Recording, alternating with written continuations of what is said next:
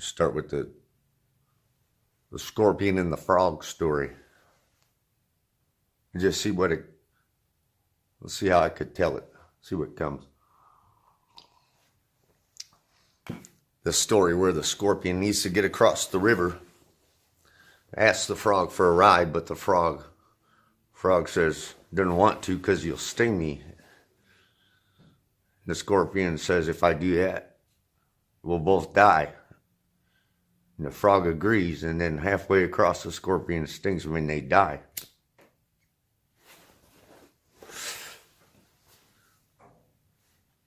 Frog asked why. Scorpion said, it's my nature. What if right when they went into the water, under the water, they drowned? The scorpion drowned. What if the scene changed?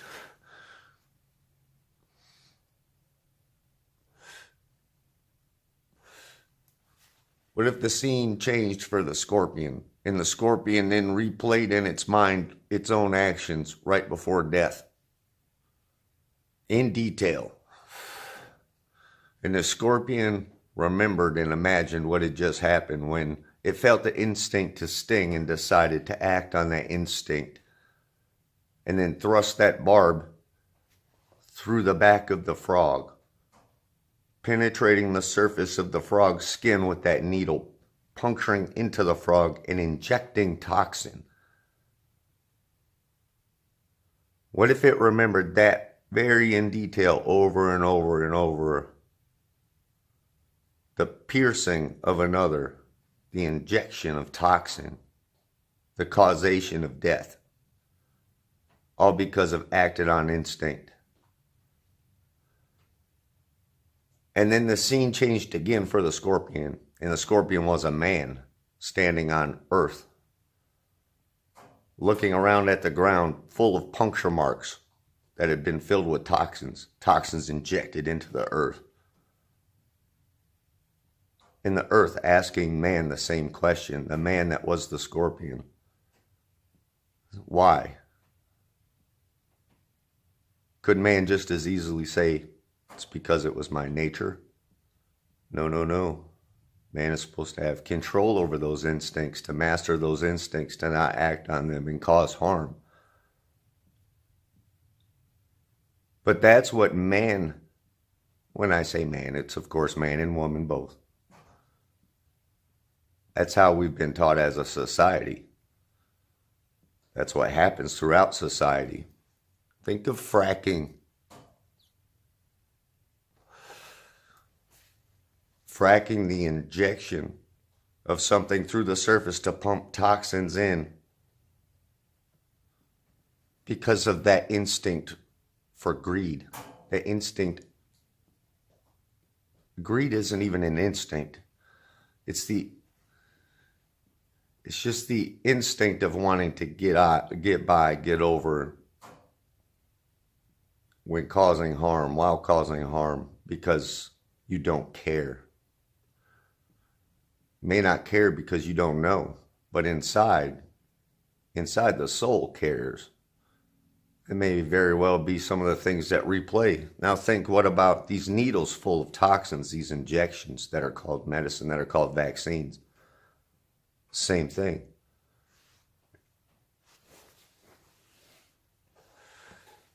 Except it's money that's driving these. It's not instinct. It is greed. It's trained greed that's being acted on as an instinct. Because being trapped in the state of animal man in the five sense world, you don't know that there's more yet, maybe. Maybe you realize there's more because you have a slightly expanded consciousness, but you don't get true morality yet. If that's the case, then your soul isn't truly awake. Just things to consider.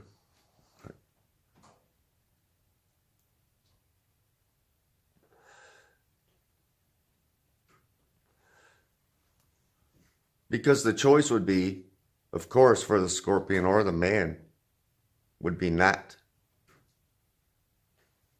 to act in such a manner and cause death and harm. And use the excuse of it's just because it's what I knew or how I was or how I acted.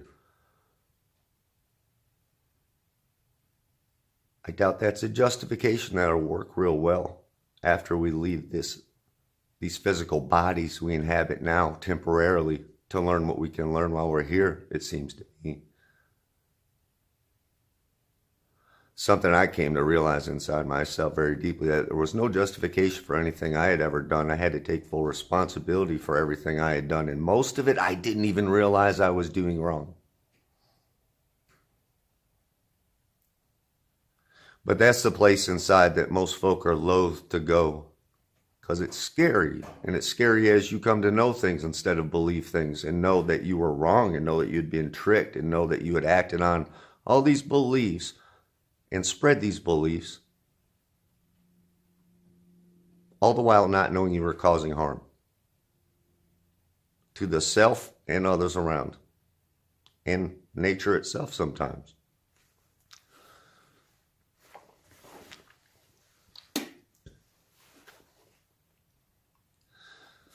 There are layers and layers and layers to all those stories and parables that can be considered and be directly related to inside, in oneself, in one's own experience.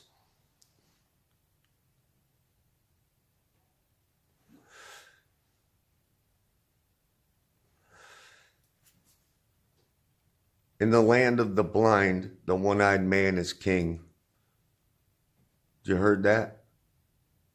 The surface of that is to assume that everyone in the world is blind, physically blind, and cannot see. So the one-eyed man with one eye functioning, of course, would be king because he would have a distinct advantage over the others.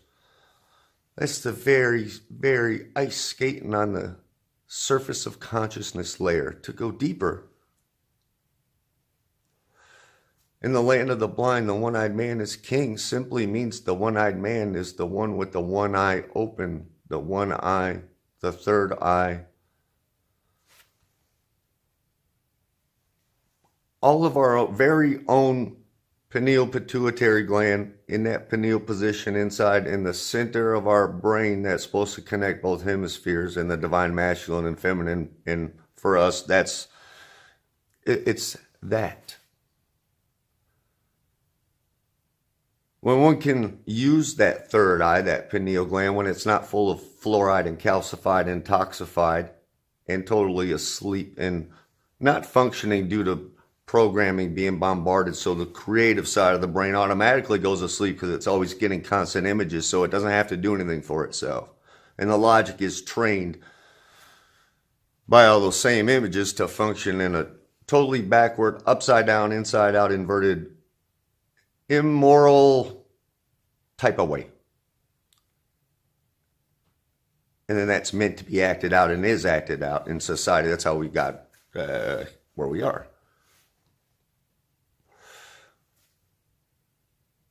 One that is not full of those toxins, one that does have that third eye chakra, so to speak, that part of their own physiology and anatomy functioning correctly, have a very expanded, broader view of themselves and reality than do the others around them. The ones who are still unaware, the ones who are still full of toxins to the point of not considering.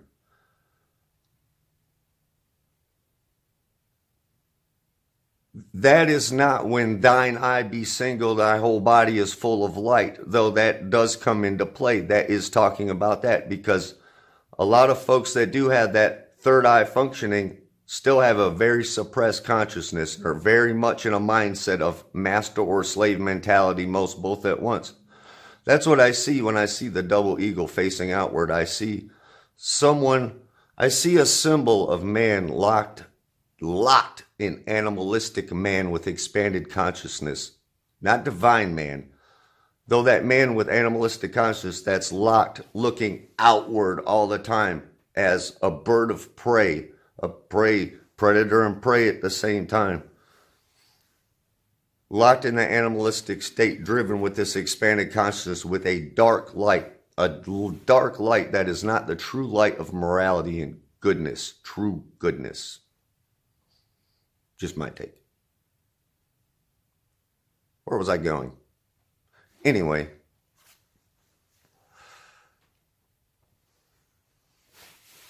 that is why those folk with a slightly expanded, darker consciousness that can read some of the language of symbology and that think they know much more than they do, I would guess, but I don't know. I don't know them. I can't say it. And that sounds a little full of myself. I don't, but I see what I see. Anyway,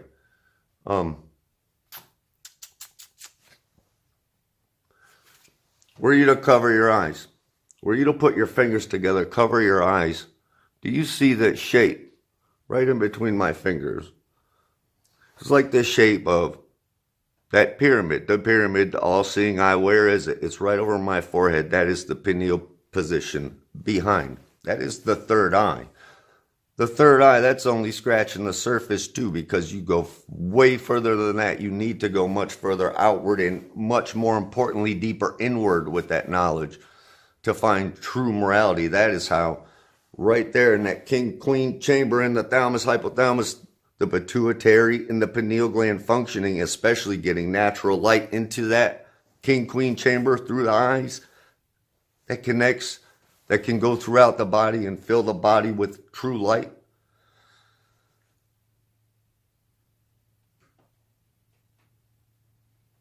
That's what it means. That's because all of us are meant to be kings and queens. King, queen, within ourself as a physical manifestation of one or the other, male or female gender role here in creation, but not as a true king and queen to rule over others, only self. And then to protect and care for life as a steward of life and others here as a creation within the creation that we did not create, though we should be caretakers of, because we have the conscious ability and the empathetic ability to be able to think, feel, and reason through these things and know that we can do much better and should have been all along, yet we were taught wrong. Doesn't mean because you are taught something you have to continually repeat the pattern over and over and over. That's how history repeats itself. And when you get a false history, that's how they repeat the false history over and over and over and don't have to even change the script. So that light that goes into the eyes through the sun, I was looking at the sun earlier, I don't get to see it often here. The sky isn't very clear. It's usually full of that bacteria and other compounds, the metals and the things anyway. That light goes in there into the brain, into that king and queen chamber. It makes the pineal and the pituitary gland light up, come to life, start working, producing their oils that flow into those inner chambers in the brain and then travels throughout. That I would call, as many others have come to find also, that's the tree of knowledge. That's the tree of knowledge of good and evil, because the mind can process and know that there is good and evil. Yet most are taught that you're supposed to stay in some gray area and that it's relative, and it's no.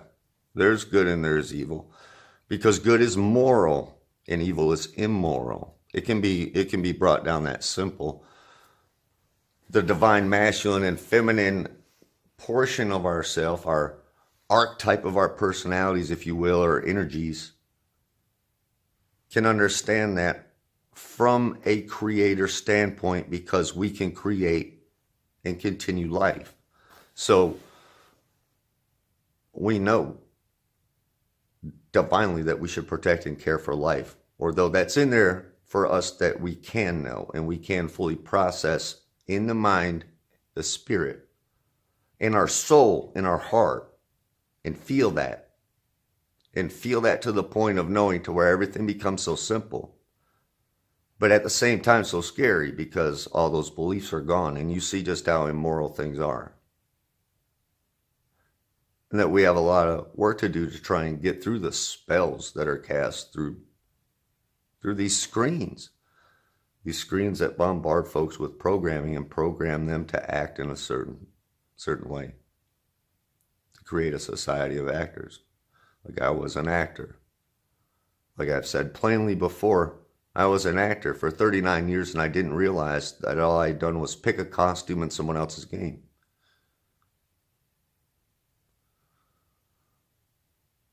So now that I know and know deeper, now that I know myself, all I feel I can do is talk about what I can talk about while I can talk about it to try and help. Just with that as the purpose, just to try and help. So others don't go down that dark path. Because I've found that the dark path that needs to be gone down it can very much be done, and it's supposed to be done within oneself. Because those dark thoughts of considering one's energy and one's own potential for ultimate evil can all be processed and internalized and experienced in a matter inside oneself to where it doesn't manifest outside into the outer world. The pain of it can be felt. Even the empathetic pain for what you could have done to another can be felt and then dealt with, so regret doesn't manifest because you didn't actually do it in the physical world. Now, if those thoughts are playing constantly because of the movies and the TV programming being shown, and the mind is playing out those thoughts of constant harm, constant immorality, constant debauchery, this and that, sexualization, overstimulation, those images flashing through the mind constantly, even when not looking at the screen, because the mind is still trying to process all the stuff, still trying to catch up with all that's been seen. It can't coherently function logically and creatively in the real world on an in the moment, moment to moment basis. And that's how folk don't know themselves, because they get trapped outside themselves, so to speak. Their psyche. Always busy on another topic, always busy on something. Something from outside, something from someone else, some belief, some task.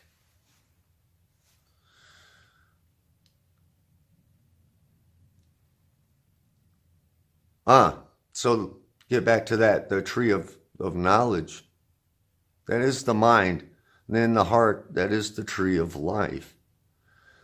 That's where you understand in there, in the heart, in the heartbeat, in the heart's intelligence, to where you can actually get to a place like I'm doing now, speaking from the heart, where the words just come and flow as they do, not from mine, not something pre-planned that I know, okay, I want to say this, that, and the other, X, Y, Z in order, present. No, words just come because it's coming from a place of feeling. And that is the tree of life. That's a true understanding I had to find inside me, because to me, I related it to with the neurons and all those firing, those branches of the tree of knowledge, those thoughts in the mind, the logic and creative, the spirit. All those functioning, though, I had to get all the way through the body, through the nervous system, those branches of the central nervous system, everything that connects to the heart, this heartbeat that pumps, that keeps me physically here for as much time as I have here, until my heart doesn't beat anymore, and then I move on. Or do I? Don't know. I took a dark path on my way to get here, and I don't know the future, and I don't know my future or the future of my energy, though I do feel that a drastic, huge, profound change has happened inside me, to where I have indeed been written into the book of life, so to speak, by the Creator. Does that mean I just that means that's the most I would ever try and express about it to someone, because again, that's not really my place, and I'm not trying to put myself in a place to where it could become any kind of perceived pedestal, or perceived that I was trying to create a pedestal. Not at all. Not one bit. Just trying to explain a very real process I went through, and talk from a place of very real understanding and understanding and overstanding type of thing that I've come to, is all. Just trying to communicate and convey stuff. So the central nervous system, those fibers, those branches of the tree of life, I realized that interconnectedness of the two trees. That's why I wrote the poem of the trees. It was about that very thing. Then I realized the fig tree, of course, is our body. The man, or the woman, whatever they are the fig tree that produces their fruits here in the real world by their works, by their actions. So, if their tree of knowledge is rotten, has full of rotten fruit, such as from a constant bombardment of belief programming that keeps them in a place of not knowing, it's a constant tree of tainted fruit, so to speak, where good and evil is relative, which makes it evil, because it's not known that there is an absolute moral truth. Morality itself is the absolute moral truth. The truth itself. You know, get a little hung up. So you're trying to think into how am I going to word this? Let me quit. So, I realized the fruits of my labor, so to speak, for the first part of my life were so dark. I had put out a bunch of kind of rotten fruit, so to speak. Whether it was whatever it was, all kinds of different actions. I vaccinated, poisoned my kids without knowing better. I was full of those same poisons. I didn't know better. I took all kinds of pharmaceuticals I didn't know better that were destroying me, along with the alcohol, which I knew damn well I was drinking. For 21 years, I was a ridiculous alcoholic. I mean, I wasn't out of control, but I would drink the stuff like it was water. It became like water, and where it just became a drink. I wouldn't get drunk. It's not like that. I mean, I did get drunk plenty of times, don't get me wrong, but by the end of it, it was just like drinking water. I was such a mess. I was such an absolute mess. And that's why I almost died, because my body couldn't. My body, my mind, my soul, everything, it was done. In so many ways.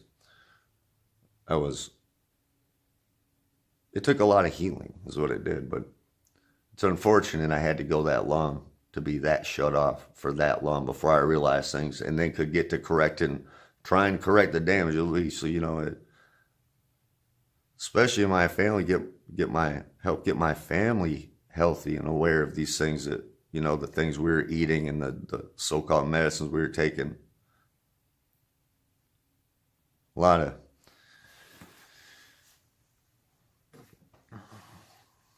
It's not about my past or my this or that or what I had to come back from. It's not about that. It's about what we all have to come back from right now, and what we have to fix. And those harmful actions, they have to be stopped soonest. We don't need some crazy revolution of folk going out and just destroying and killing. We need a revolution, so to speak, of folk pointing to the things that are harmful and going, hey, this is harmful. I'm not going to be a part of it anymore. What if everyone turned their back on the folks that are still operating out of belief? The ones that are in costumes, that are standing up in front, whether they're wearing, no matter what they're wearing, no matter what system they're a part of. If no one showed up to vote, no one showed up to a rally, no one showed up to anything, no one showed up to work where the job was causing harm. If no one showed up, it would all stop. Because the folk that would be left standing there wearing the costumes, they would have no one to talk to. They would be like the little kids that you kind of, as a kid, you're in a group and those kids kind of come up that you want to ignore, a couple and you just turn your back and you wait till they go away. Because they're annoying, because they want to come disrupt, because they want to come start some shit and you know it. Or once they get involved, you know they're going to cause some trouble. So you just turn your back and they go away. Why not? It is that simple. If folk would not participate, there would be no participation. If folk only chose to participate in things that were not harmful and all decided to participate all at the same time in things like that, like saying, hey, let's stop putting up these technologies that are harmful, that are weapon system, that are a weapon grid. Let's stop trading all these pieces of papers and pieces of metal back and forth for things. And why don't we all just start planting and growing food wherever we can find patches of ground, which there's ground everywhere. Why don't we say you don't need a piece of paper to own some things? We can all just kind of get together. We all have these different skills in building, and which brings me to the point we don't need buildings, because I saw something and it doesn't surprise me, and I don't need to research to figure out the exact numbers, but somewhere in an article that there's 5 times as many houses in the U.S. as there are homeless, which I had tried to look before. I was actually going to present the numbers, and then I decided it really didn't matter, because I knew that there was plenty of structures already, way more than there are homeless folk. Yet there's homeless folk. Why? Because of the fake belief system in money and all this fake belief system in ownership. That folk can own the land and own this and that and the other and that. Yeah, folks, indeed. Yeah, ownership. There's those. I won't get, you know what? Own the land, own each other, own other life. Yeah, make arbitrary fake man-made laws and fake man-made authority to then enforce that fake man-made belief. And yeah, it's all nonsense, really.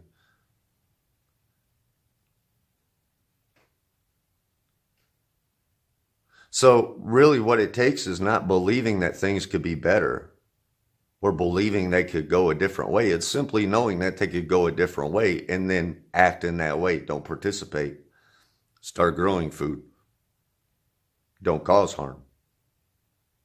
Just simply start living like that. That's what I did. That's all I've done now. And it is